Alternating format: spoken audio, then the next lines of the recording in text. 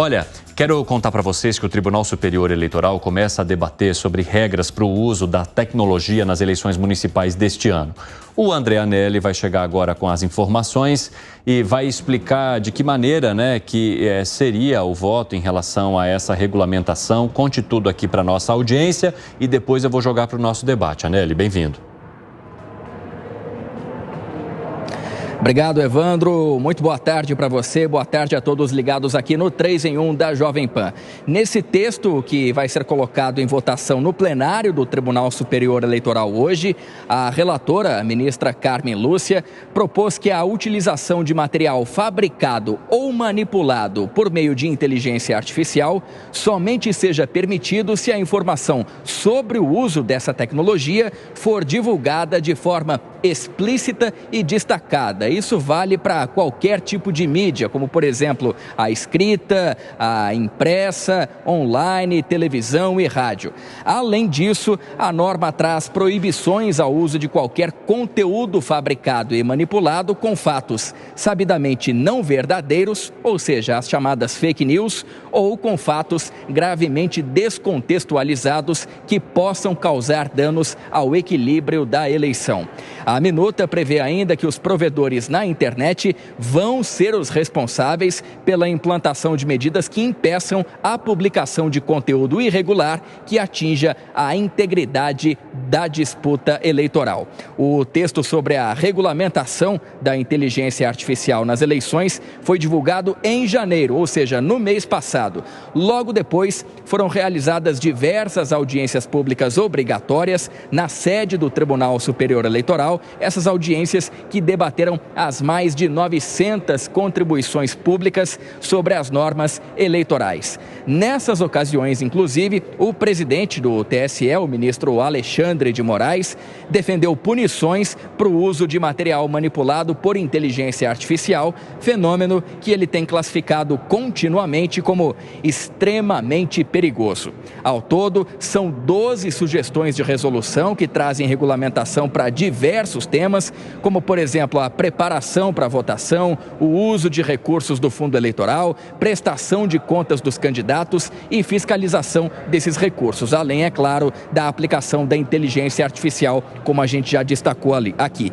Pela lei das eleições, o Tribunal Superior Eleitoral tem que regulamentar as regras aplicáveis para as próximas eleições até o dia 5 de março desse ano, então, justamente da eleição. Esse dia 5 de março, vai ser exatamente 7 meses antes do primeiro turno para prefeitos, eleição essa que vai decidir também os vereadores dos mais de 5 mil municípios do país. Evandro. Obrigado pelas informações, André Anelli. Bom trabalho para você. Já vou colocar aqui para o nosso debate. Alan Gani, como é que você vê a possibilidade de ter que se avisar que aquilo é produzido com inteligência artificial para que possa rodar nas eleições? Evandro, como um bom conservador, assim como o Piperno... Nossa, eu adoro esse começo de frase.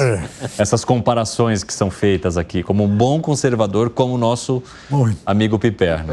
Que já falou aqui no programa, não gosta muito de mudanças de regra o tempo inteiro. Eu acredito que todas essas mudanças, elas abrem algum tipo de precedente. Qual que é o meu receio? E qual que é o precedente que você acha que abriria, Eu acho que em nome de combate a fake news, em nome do uso abusivo de inteligência artificial, podendo produzir fake news, etc. e tal, isso pode cruzar uma fronteira perigosa da censura. Aquilo que, de repente, passa a ser uma opinião, aquilo passa a ser censurado. Vamos lembrar que nas eleições de 2023, da própria Carmen Lúcia, ministra Carmen Lúcia, ela admitiu, em nome de aprimorar o processo democrático, vamos fazer aqui uma licença poética e admitir temporariamente uma censura. Abriu-se um precedente naquela ocasião. Esses precedentes eu acho extremamente perigosos. Eu acho que precisa de mais debate com a sociedade em relação ao aprimoramento da justiça eleitoral, das regras eleitorais, inclusive em relação ao uso da inteligência artificial. Esse é um temor que você também tem, Gustavo Segré? Tenho. Você sabe que, na minha opinião, a inteligência artificial está apresentando-se como um dos motivos disruptores da humanidade nesse momento. Da mesma forma que lá por começo de 1900 foi deixado para trás a utilização de carruagens através de tração animal, depois de 3.000 anos, na incorporação da tecnologia para o uso dos motores. Da mesma forma, a internet, que revolucionou o uso de muitas coisas. Hoje não saberíamos viver sem internet. E essa inteligência artificial nos coloca num desafio enorme, porque para a grande maioria de nós é uma coisa totalmente desconhecida e a gente tem que se adaptar, claro, mas qualquer coisa que possa coibir a possibilidade de alguém expressar a sua manifestação, a sua opinião, deve ser cuidada, né? A liberdade, primeiro que todo, depois a regulamentação de questões que ainda provavelmente não conhecemos. Mas concordo com o Alan que isso pode ser um artilúgio interessante como para evitar que pessoas possam falar. Me parece bem, por outro lado, que tenha uma indicação de que esse material tem utilização de inteligência artificial. Isso me parece válido, pelo menos, para que a gente saiba, da mesma maneira que quando alguém compra um maço de cigarros, na parte de trás diz isso faz mal à tua saúde. Então, eu estou te contando que isso faz mal. Se você quiser, tudo bem, compre, a saúde é sua. A inteligência artificial iria mais ou menos pelo mesmo caminho. Mas a minha preocupação em relação à inteligência artificial não está com uma questão eleitoral, não. Está com a vida de muita gente que vai perder emprego precisamente por esse motivo. É que quando a gente fala de inteligência artificial, a reprodução muitas vezes é tão perfeita, né? É tão parecida, de fato, ou essas fake news que a gente tem acompanhado de pessoas que não necessariamente falam aquilo, aí você bota na boca da pessoa, reproduz a voz, reproduz a imagem, coloca uma outra mensagem que não é aquilo que ela gostaria de passar. Isso sim é perigoso, né? Porque você está colocando um discurso na boca de uma pessoa que ela não proferiu. E falando em eleições, é claro que esse risco pode aumentar bastante. Então nós temos aqui uma preocupação do Alan Gani sobre isso, ultrapassar um pouquinho ou ultrapassar demais a linha e cair para a censura. Temos aqui a observação do Gustavo Segré dizendo que ele teme a censura, mas que ele acha importante que as pessoas sejam comunicadas de que aquilo é uma reprodução por meio do uso da inteligência artificial. As pessoas têm que ter consciência de que o que elas estão vendo é inteligência artificial. E você, Luiz Felipe Dávila, em que caminho que você se encaixa? Não, primeira coisa, que a lei já estabelece que se você utilizar a minha voz para colocar alguma coisa na minha boca que eu não falei, eu vou te processar. Isso é calúnia, isso é difamação, isso já está lá no Código Penal brasileiro. Então, você já está incorrendo em crime. Agora, o importante é responsabilizar todos que utilizam esse material. A gente precisa saber onde é que é a origem disso, quem é que produziu esse conteúdo.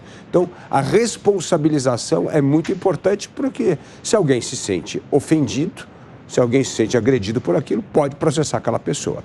Mas eu concordo com o que o Segré falou, que precisa ter que nem... Quando tem campanha eleitoral, não tem aquela voz rápida que fala assim, que é Tribunal Superior Eleitoral, de acordo com a lei tal, precisa ter um lá que é a inteligência artificial. Agora, a inteligência artificial vai revolucionar as campanhas políticas. E não usando para o lado ruim, esse que a gente está falando de calúnia, de difamação, que isso já está no Código Penal, vai baratear demais campanha política, vai permitir campanhas mais efetivas, num certo sentido, e, a meu ver, absolutamente genuína. Genuína no sentido de que você vai poder expressar coisas, dizer coisas, fazer a mensagem chegar do outro lado de uma forma muito menos custosa. Então, assim, eu vejo o lado bom, temo qualquer outra coisa, além do que está no Código Penal, como pode incorrer em censura, e concordo com o Segré que isso precisa ter um aviso de que você está usando inteligência artificial para produzir esse conteúdo. Como é que você analisa, Piperno? Olha, eu acho que eu estou muito ansioso para ver essa campanha, porque eu acho que a lei ela não tem que ser radicalmente alterada, não. Ela tem que receber exatamente talvez alguns adendos para permitir, é isso que o Daniel falou. Estão querendo colocar um selo de conservador em você aqui. A rastreabilidade de quem fez. A rastreabilidade. Não tem nada. Quem fez? Foi a agência do Dávila. Então tá bom. Então isso aqui é inteligência artificial? É inteligência artificial. Então o eleitor. Aí é transparência, né? Então, o eleitor tem que ser comunicado disso. Então, aí que tá o negócio. O eleitor tem que saber se aquilo é ou não inteligência artificial, e a Justiça Eleitoral saber quem fez. Por exemplo, ponto. Isso que você falou, não é ótimo. Sabe o que você pode ter? O CNPJ da campanha. Isso. Está tudo debaixo do CNPJ da campanha. O que não está no CNPJ da campanha é ilegal e tem que ir atrás, pô. Você, por exemplo, quando usa um material gráfico, você não tem que identificar a gráfica. Exatamente. Então acabou, quer dizer, identifica a agência. Porque também, se a gente, enfim, começar a querer estabelecer pontas demais nisso, a lei vai virar um Frankenstein, ninguém vai entender nada. E aí, até erros de boa-fé vão acabar recebendo algum tipo de punição. E aí, quando ninguém entende nada, que abre o precedente. Exatamente. Aí que morre o perigo.